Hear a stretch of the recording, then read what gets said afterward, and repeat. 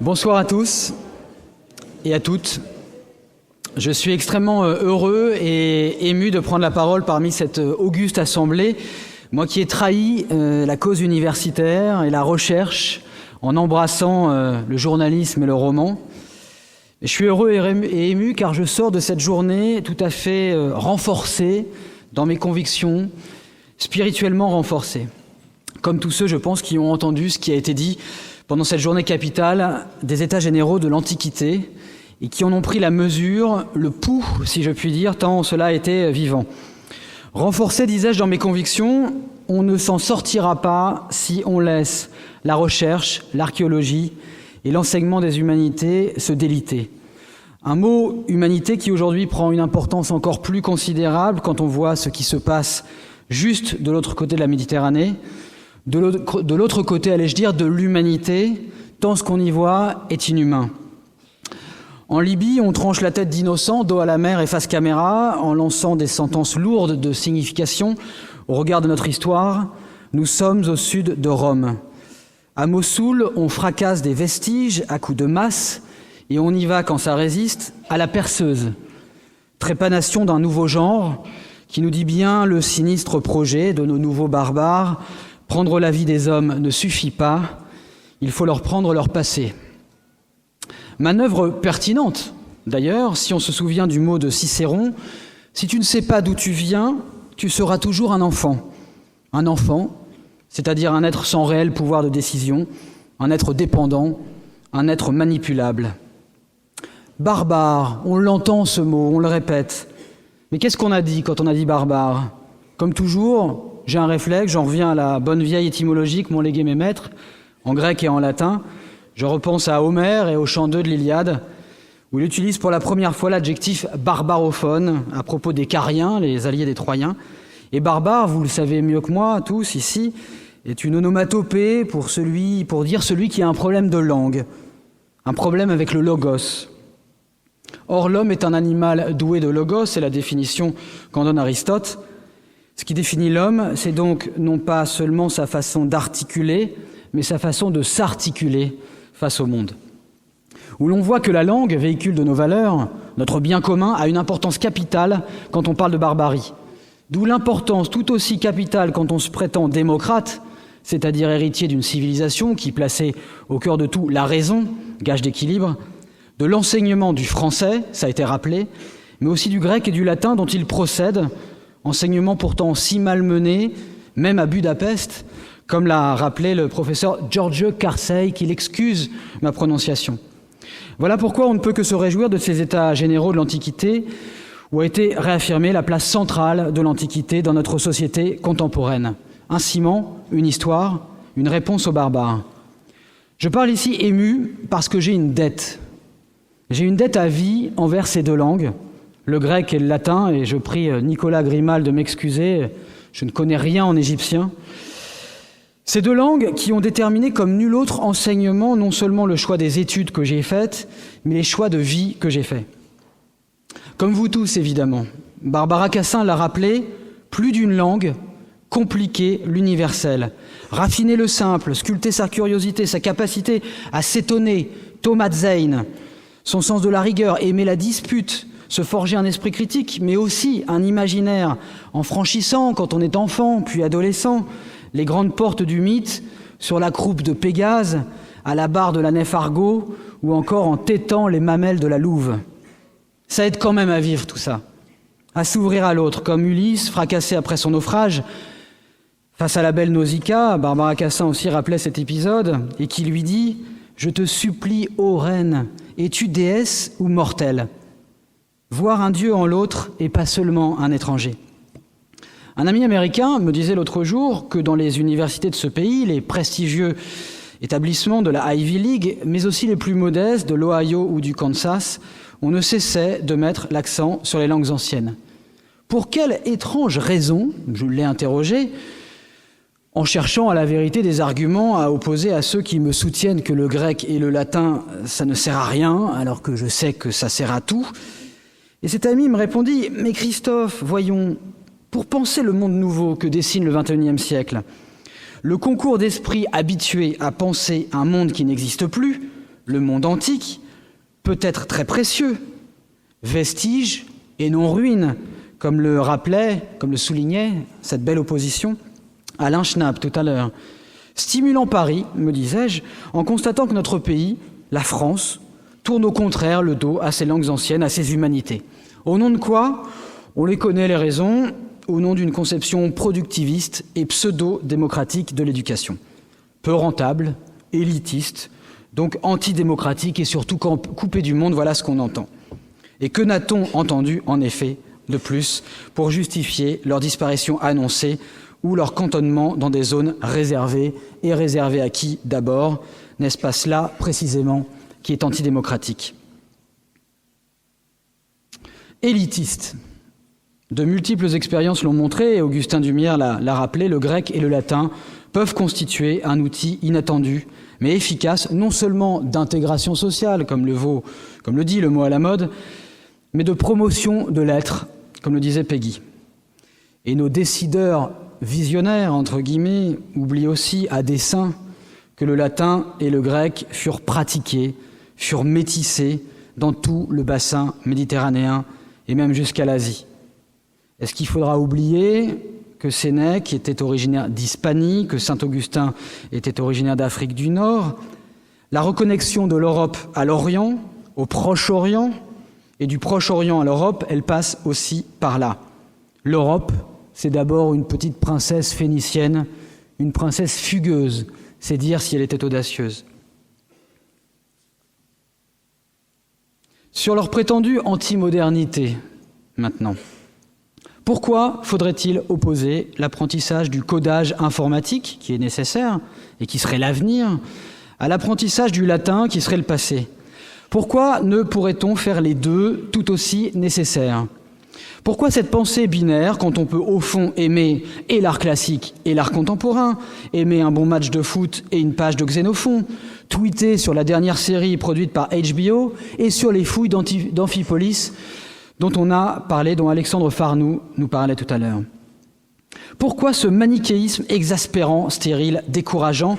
Pourquoi, je vais oser le mot, cette ringardise d'État quand on voit comment la technologie et la sphère antique se marient à merveille, lorsque vous considérez par exemple la présence des mythes dans l'industrie du jeu vidéo, du dessin animé, et le nombre de blogs, ça a été rappelé aussi pendant cette journée, et de comptes Twitter consacrés pas seulement aux langues anciennes, mais à l'Antiquité, mais aussi aux langues anciennes. Quand on voit ce que la technologie, ce que le numérique peut apporter en termes de transmission à cet enseignement, à cette richesse, à cette transmission.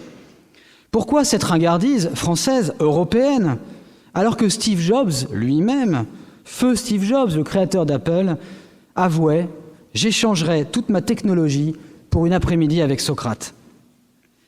Martha Nussbaum a montré récemment comment le savoir technique n'est utile qu'à court terme, écrit-elle, s'il ne nourrit pas une compréhension économique à long terme. Pour elle, il est urgent de défendre ce que Socrate appelle le libre examen de la vie, soit la capacité d'être des citoyens actifs, lucides et non des techniciens indifférenciés. Introduire plus de sens critique et d'imagination, faciliter l'adaptation à un monde complexe et mouvant, n'est-ce pas ainsi que nous deviendrons plus performants, plus pragmatiques, plus européens, plus proche-orientaux, plus républicains, plus soucieux du partage démocratique d'un savoir commun? C'est à cela que servent aussi les humanités, en offrant à tout le monde la possibilité de se colter à une langue, fût-elle du passé, et à ce passé qui nous prouve, comme le rappelait Michel Zinc dans un entretien à paraître dans Le Point au sujet du Moyen-Âge, le Moyen-Âge, c'est nous-mêmes sous une autre forme. J'aurais pu citer Paul Venn, le turbulent Paul Venn, le provocateur Paul Venn, qui déclarait dans Le Point lui aussi, mais avec ces phrases avec lesquelles nous serons cette fois d'accord. Faire du latin et du grec, c'est apprendre que nous avons une couche de passé et d'altérité au-dessous de nous. C'est prendre conscience que, hors de notre Occident actuel, il existe ou a existé des choses qui sont totalement différentes de nous. Mais alors, ajoutait-il, s'il est nécessaire d'apprendre l'étrangeté, pourquoi faire du latin plutôt que du chinois? Eh bien parce que faire des langues anciennes est plus formateur, disait-il, que de faire du chinois. La Chine, c'est exotique, tandis que le latin grec, c'est ce que nous fûmes nous-mêmes. Nous n'avons jamais été chinois alors que nous avons été romains. Faire des langues anciennes, c'est expérimenter que nous-mêmes étions différents de ce que nous sommes. Cet apprentissage de la différence est évidemment la meilleure arme contre l'indifférence, contre la mithridatisation des âmes et de l'esprit critique, contre le panurgisme et la démagogie, que des mots grecs, soit dit en passant. Ce combat, cette agone et non cette agonie, messieurs, mesdames, il commence tout juste. Et il est essentiel de le mener, même si nous ne sommes encore, mais c'est bien d'être encore, que quelques myrmidons. Du combat, seuls les lâches s'écartent, disait Homère. Nous ne le sommes pas et ne le serons pas tant que nous saurons que la cause est juste, que la cause est belle, que la cause est essentielle et avant tout tellement plaisante. Merci.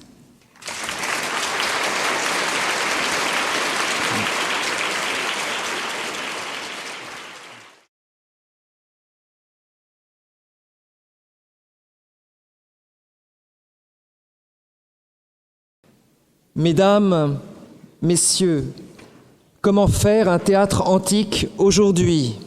Pour faire un théâtre antique, il faut un lieu, et nous l'avons cette année encore avec le réfectoire des Cordeliers. Mais ça ne suffit pas. Il faut un public, et je crois pouvoir dire qu'il ne nous a encore jamais manqué, à Paris, à Rouen, à Tours, à Avignon, dans les théâtres romains, gallo-romains, à l'étranger. Mais ça ne suffit pas non plus. Il faut d'abord des textes. Et ça tombe bien, les textes sont là. Il n'est pas besoin d'aller chercher le théâtre en Inde ou au Japon, tout est déjà là. Ces précieux textes nous sont arrivés de l'Antiquité grâce aux copistes et aux humanistes d'autrefois. Reste à les lire. Mais pour apprendre la phonétique, la métrique, l'accentuation, pour analyser cette langue, la scander, il faut des professeurs. Voilà pourquoi je dédie cette présentation aux maîtres regrettés, à ces vrais humanistes sans lesquels rien n'aurait été possible et qui, pour moi, s'appelèrent Jean Hirigoyen, disparu en 2006, et Stephen Dates, disparu l'été dernier. Leur apport considérable, leur enseignement suffirait presque à faire un théâtre antique. Presque. Mais il fallait aussi façonner une langue, notre langue, de même que les latins ne s'étaient pas contentés de jouer en grec ancien. Et pour cela, il a fallu d'autres rencontres, parce qu'il faut travailler à se faire poète, comme dit l'autre. Et seul un poète fait un autre poète, comme dans la chaîne magnétique de Lion de Platon. Il a fallu chercher Jodelle et les maîtres anciens de la langue française, les poètes de toutes les expériences, d'avant les académismes engendrés par notre grand siècle, un si grand siècle qu'il a étouffé la liberté de l'époque précédente en imposant le vers syllabique comme seul vers possible, alors que d'autres voies étaient ouvertes. Une vie peut-elle y suffire ? Je n'ai traduit que l'Iliade, quelques odes lyriques, quelques tragédies, en attendant l'Odyssée. Mais les autres arrivent, Lucrèce, Virgile, portés par nos jeunes poètes, démodociens. Et même en considérant ce résultat comme acquis, ça ne suffirait toujours pas. Parce que pour faire entendre la poésie, il faut que quelqu'un vous la fasse entendre.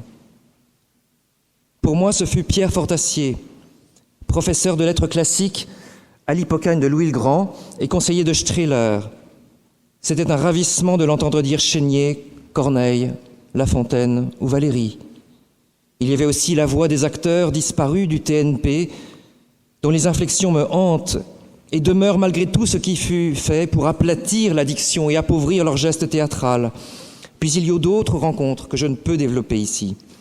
Il y eut surtout les étudiants de l'ENS, de Paris-Sorbonne, de Tours, de Rouen, les lycéens, les collégiens. Ils se sont prêtés à l'expérience. Ils ont appris et aujourd'hui, 20 ans après, ils transmettent. Ils sont devenus des maîtres, comme Maître François, que vous allez entendre, qui signe pour le Festival des Dionysies la musique retrouvée des Bacchantes, d'Édipe Roi, des Sept contre Thèbes et d'Antigone, et a revu pour aujourd'hui la partition archéologique des hymnes de Delphes en réécrivant les parties restaurées par les musicologues. Un dernier hommage avant de laisser la place à la troupe. Autrefois, nous faisions ce genre de célébration avec quelqu'un qui nous donnait la force de combattre et qui n'est plus là. Je n'oublie pas que cette dame nous a aidés à lancer l'expérience des Modocos il y a exactement 20 ans. Merci, Madame de Romilly.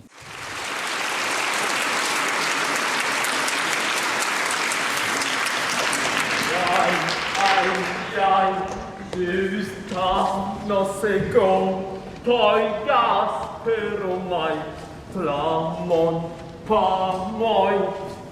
Ton gadia potatai poraden, io dai mon in excello. Io scotto, ne possi mon apotropon, ne diplomenon abaton adamaton, decai, du soriston moi. Oi, moi, malautis poiones edum ama, kentron de tondois tremacai, ne me cacon. Io pilos, Simenemos et picolos et timonimos et tiga hypomenes meton planque de one. Apollon, mes chers, Apollon, c'est lui qui me fait mots après mots et douleur sur douleur. Mais nulle main ne m'a frappé que ma propre main. Que me fallait-il voir quand rien de doux ne me restait à regarder? Vers où tourner mes regards? Quel amour et quel appel, mes chers, entendre encore avec plaisir. Écartez-moi de ce lieu, écartez-moi au plus vite, chassez mes amis, l'horrible fléau, cet être abominé, le plus odieux mortel au regard des dieux.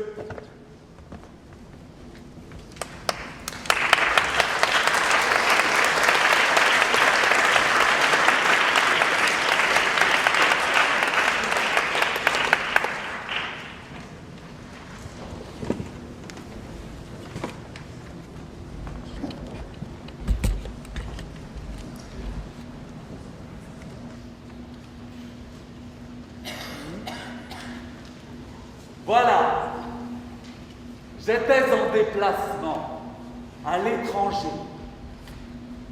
quand j'entends parler d'un fléau nouveau pour mon pays. Les femmes nous ont quittés, ont déserté leur maison pour de prétendues initiations et habitent des replis boisés et vouent un culte à un dieu nouveau, un certain Dionysos, pour qui elles font des chœurs, dressant au centre du cercle des cratères pleins.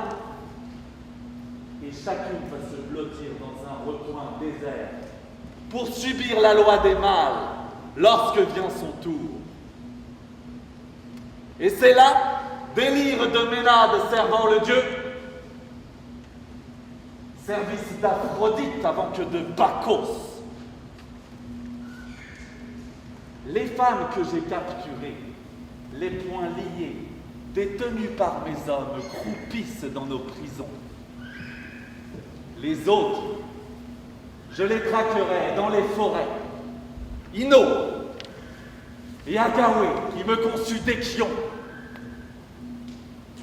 et celle qui conçut Actéon à Autonoé. Je les enchaînerai dans des filets d'acier pour couper court à ces mystères criminels.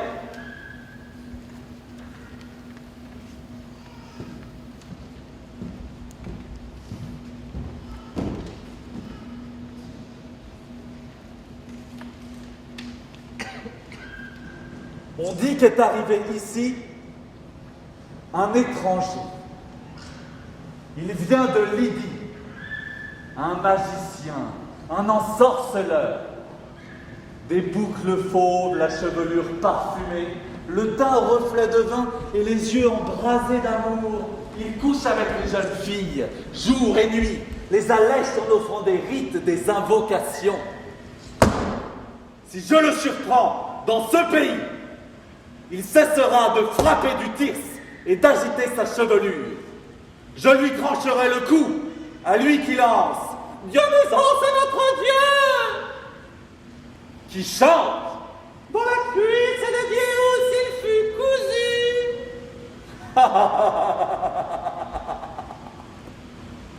Alors que foudroyé par le feu, il a brûlé avec sa mère qui s'était dite aînée de Déus. Cet étranger ne mérite-t-il pas la pendaison, quel que soit son nom?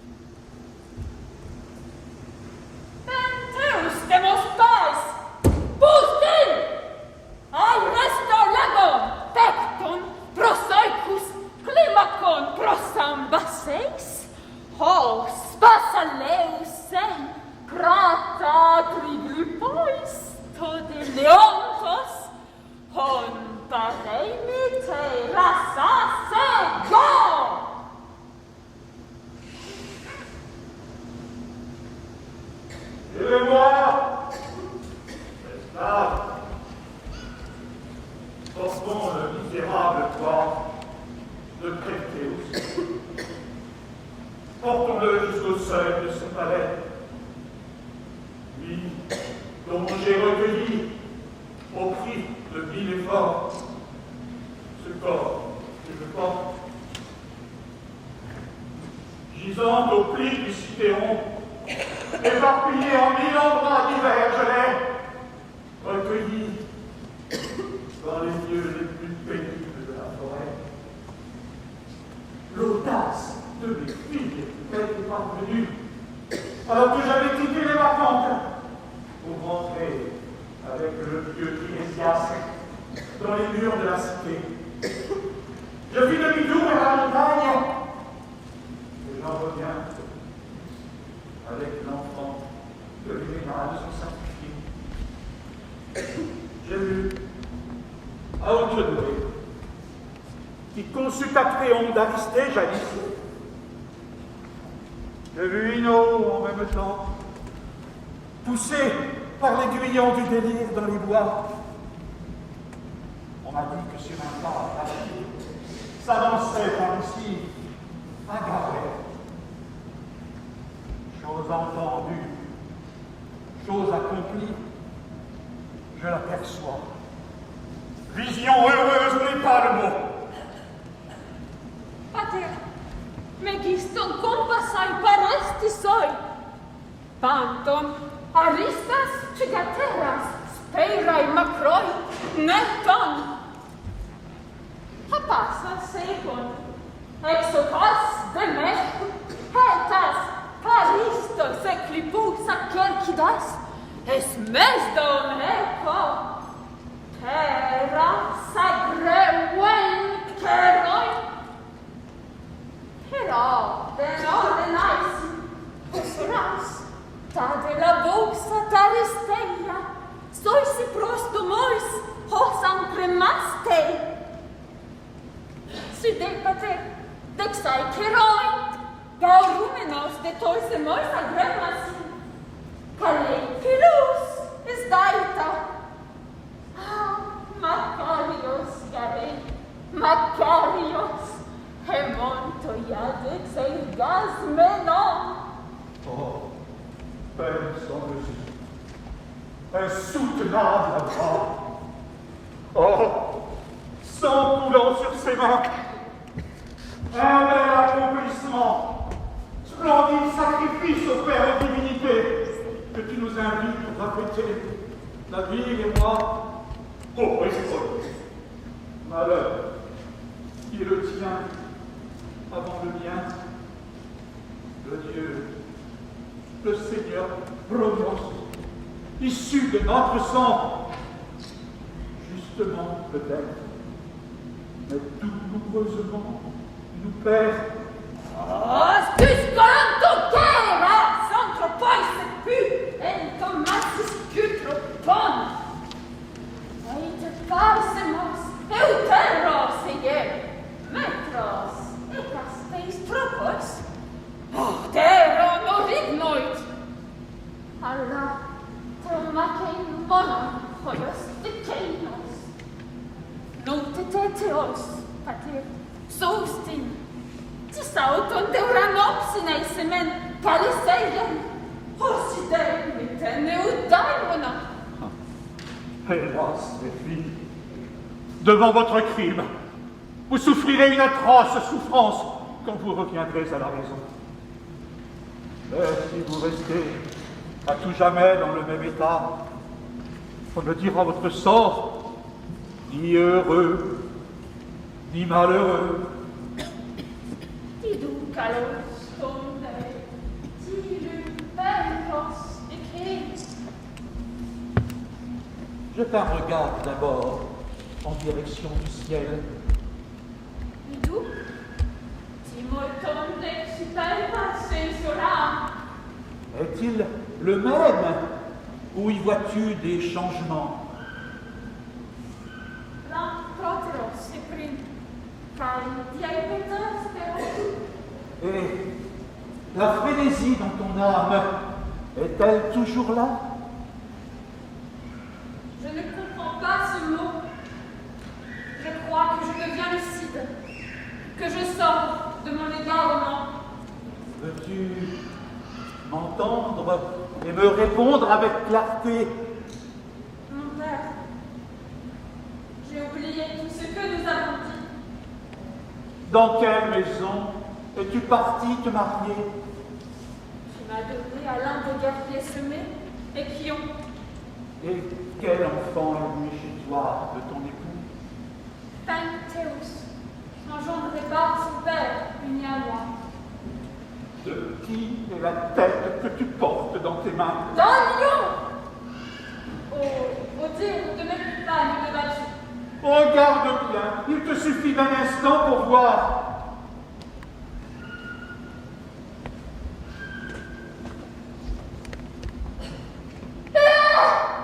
Que vois-je? Que transporte contre mes mains? Observe ton fardeau et comprends plus clairement. Je vois l'immense douleur d'une malheureuse. Moi, Ce fardeau te semble-t-il ressembler à un lion? non, je porte, misérable, la tête de Pentheus. Nous l'avons compris et pleuré avant que tu l'aies reconnu. Qui l'a tué? Comment vint-elle entre mes mains? Pitoyable vérité, tu es là quand il n'est plus temps. Dis, de tressaillir, mon cœur encore se retient. m'as tué! Toi-même, avec tes sœurs.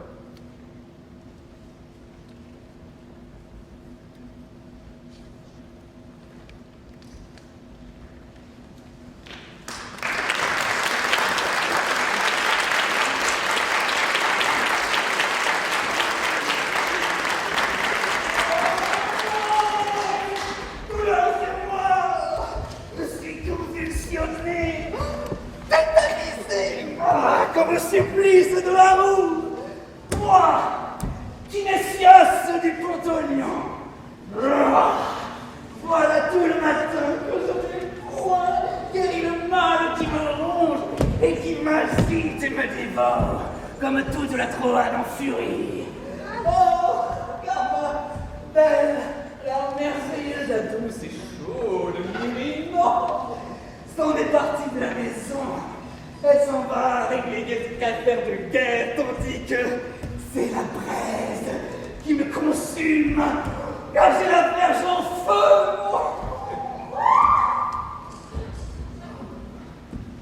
C'est elle! C'est elle! Myrine! Où es-tu? Oh!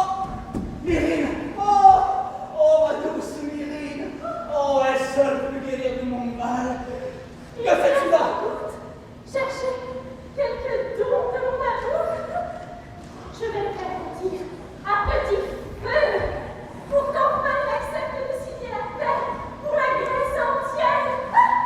Oh, Myrine, soulage-moi, car le plus grand mal que l'humanité tout entière ait pu connaître.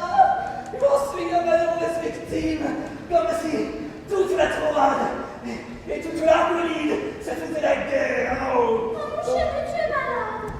oh oui, le souffre de martyr. Soulage-moi, mon doux trésor.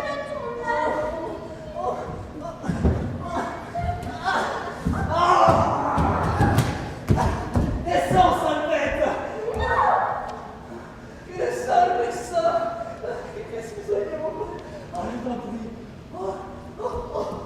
Je t'en pleure, Myrine. Allez. Descends! Oh, je me meurs! Je crois que je suis le remède à tous tes maux. Oui! Oh! Elle descend! Oh! Après 3 jours sans me caresser l'appendice, voilà qu'elle! Elle vient convaincre les combattants de cette guerre infâme qui s'agite dans mon froc. Ah! Ma Myrine! Ton remède, je le vois. Oh, qu'il est beau ce remède! Oh, il est encore plus beau que quand il est parti. Allons, viens ici. Viens ici. Attention à ce que tu fais, mon petit Kinésias. N'oublie pas de réfléchir à la paix. Mais j'y pense à la paix, j'y pense tout le temps. Et je suis le plus grand pacificateur de toute l'histoire. Il est là. C'est le trou magnifique qui mène les armées par-delà la mer. Oh, tu les connais bien, celui-là.